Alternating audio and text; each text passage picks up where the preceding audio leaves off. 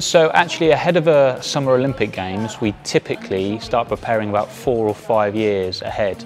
And usually the preparation camp is the first part of that, being the place where the athletes and staff go before going on to the Olympic Village. Some of the kind of key elements we need to factor in is all the travel, which is pretty important, all the freight, so all the logistics. We bring a lot of stuff with us.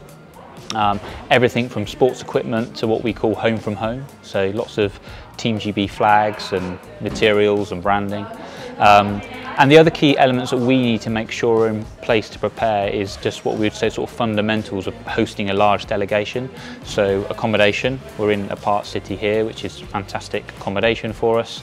And then equally the building we're using across the road, the Key, so we can host all of our catering to make sure everyone's well fed. And importantly, above that, we have our medical space, what we call performance services. So in terms of how we look after our delegation, 2 key things. One is make sure they're well looked after, well fed, and we have medical cover if we need it. And secondly, the security. So to make sure everyone's secure. So we have a number of security personnel that work with the city and the local authorities to make sure everyone's safe. And we work well with the local population because we don't want to disrupt local citizens any more than to go about their daily lives. So I hope we can, enjoy the time together. Actually working with the city, they've been such great partners. We've had very few challenges. The main challenge is more for us, it's just the size and scale of the operation. It's just a lot of suppliers, a lot of delivery, a lot of moving parts to what we need to do.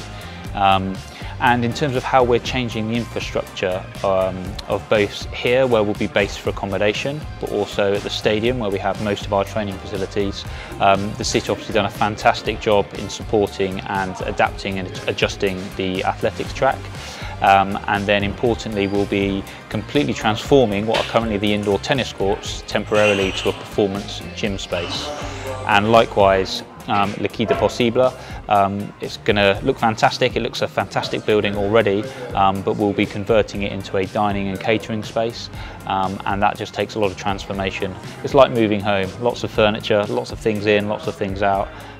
So we've had to adapt it a little bit, but hopefully not a huge amount, because they were fantastic spaces, and the training facilities that the city has meant we didn't really need to do a great deal on that front.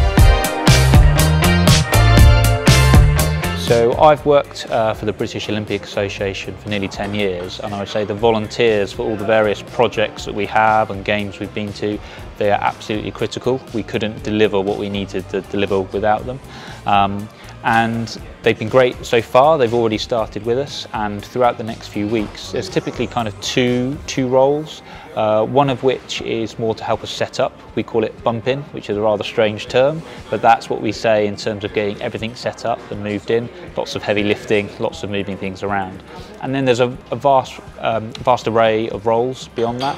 So once our athletes and officials start to arrive, everything from welcoming, wayfinding, helping our medical services team, it could be assisting with driving, and there's a number of jobs actually that sort of behind the scenes, some sort of administrative tasks that are quite important. And equally we'll need the setup of each of the individual sports that come to train each day and each evening to set up their technical training space. So there's a variety of roles, hopefully interesting, and like I said, absolutely valuable. We couldn't do it without it. So we're very lucky that a huge number have offered their help over the summer.